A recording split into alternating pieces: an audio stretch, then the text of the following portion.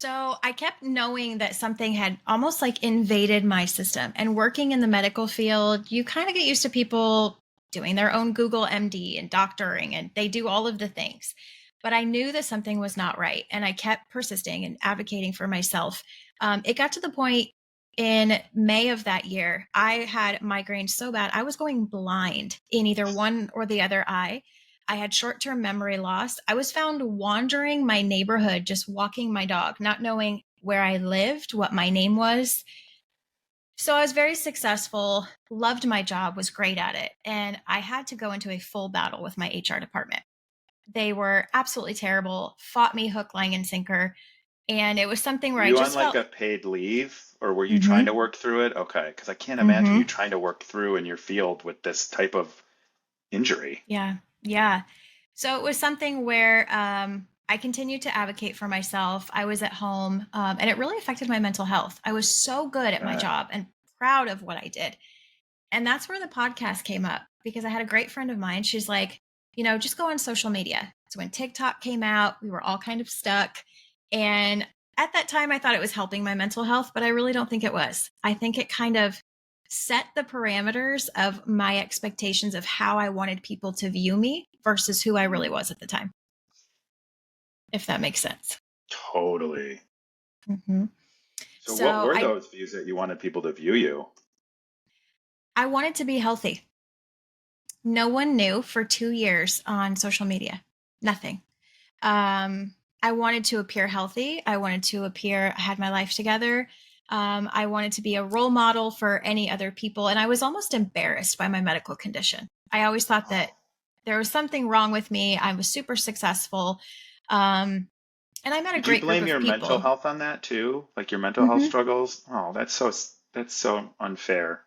Hmm. But I Yeah. grew up in kind of that atmosphere with my family of, mental health is mental health. You don't talk about your struggles, just Mm. figure it out, deal with it. Don't complain to other people. Everyone, there's always somebody that has it worse than you do, and just keep going. And I kind of festered all that, I would say, until probably at least last year. My gosh, so you really internalize that. Hmm. I think what's so scary about like people, I don't know, exactly how old you are, but I assume we're close enough in age that we can relate to this feeling of what you just said, where like you didn't talk about your mental health struggles, and in fact you would hide them. And as someone who is an expert at hiding my struggles, what the way you're talking about this is totally relatable.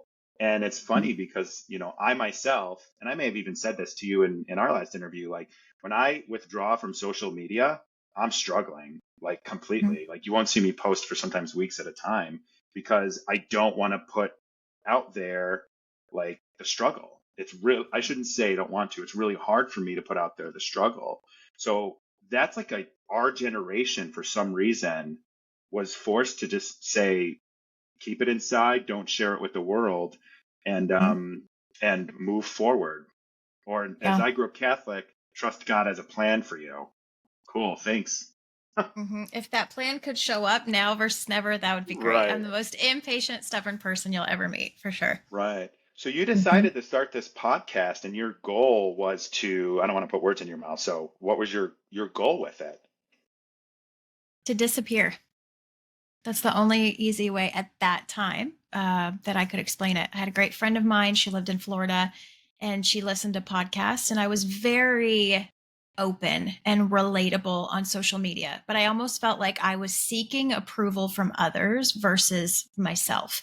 So as soon as a 15-second clip went up, I could be anything I wanted to be. And people saw that.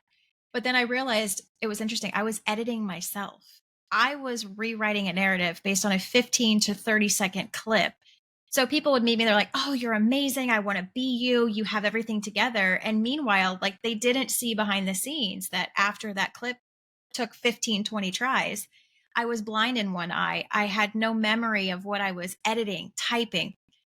So censorship started to be huge on social media. And I'm one of those people, if I have Which we've something talked to about. say, yeah, if I Yeah, have something to say, like I want to be able to express that because I me think, too. like you and I have talked about, it's not a sense of an argument. We're all communicating, and the more open you are, with your struggles, somebody is going to connect with you somewhere. It's bound to Yes. happen. And so I stopped social media for a while, started a podcast, did the research, and my first episode reached 270,000 listeners. And Wow. that, I don't know. And that was my moment of like, oh God, I have to keep doing this. Like it was just to like kind of branch off. Yeah. And it has been nonstop ever since for 2 years. And now it's not disappearing. I'm actually discovering myself in every single episode, which is so cool. That's the best part. And I think that's one of the reasons I've realized I do this too, because there's, you got to work really, really hard for a long time to make any money off of podcasting. And to be Hmm. successful with it takes consistency. It takes grit, I would say, especially when you're kind of working on your own to get guests and to edit and place and all that stuff. It's time consuming. But what I think is really cool about that 2 years ago when you started was you were obviously reaching people in a Hmm. very relatable, meaningful way. If you're getting that much reach on a first episode without Hmm. a predetermined platform, right? Without any type of, and I mean, maybe you did a little bit on TikTok, I don't know, but like you didn't have like this big investment injected into your podcasting career Hmm. or platform or advertising or anything. No, I just literally, I mean, now I do consulting. So I help people start their own because I think we live in a world where we feel like I have to plan this out for years. I have to save money for years. I have to come out straight out the gate and just have absolute perfection. Yeah. And I tell everybody, I'm still learning. I'm 2 years down the road. And I always say, don't put yourself in a box. I've said that with podcasting, but I also say it now with my mental health. Just because I might be feeling good today doesn't mean tomorrow is going to be a good day. But nothing triggered, nothing shifted, nothing caused that. It's just how our brains are constantly on overdrive and how we process. And being busy and having OCD at its finest, I have to have something to do. I have to have a task. Hmm. And the podcast has brought people in my life that I never would have even dreamed of. But it's amazing to see in mental health, you can connect with somebody in the rarest form possible, even by not being vulnerable and telling your story. You don't have to come out and have this grandiose, story and sit down for hours and tell all of your problems to somebody, but you'll simply connect by communicating versus arguing with people. I think that's our Yeah. problem now in society. I totally agree with you. And I'd love to actually expand on that a little bit. Right now, I would say when it comes to mental health, we're doing a lot of education. We're talking about it more. I think, again, like our generation and maybe lower generations to come are going to be more open. We're trying to heal generational trauma to not pass it down, all of that fun stuff that we get to talk about. But I Mhm. think with some of the stuff I've noticed recently, and it is mostly online, or at least that's where the debate seems to happen, is because therapy speak is so um, common now because people are more aware.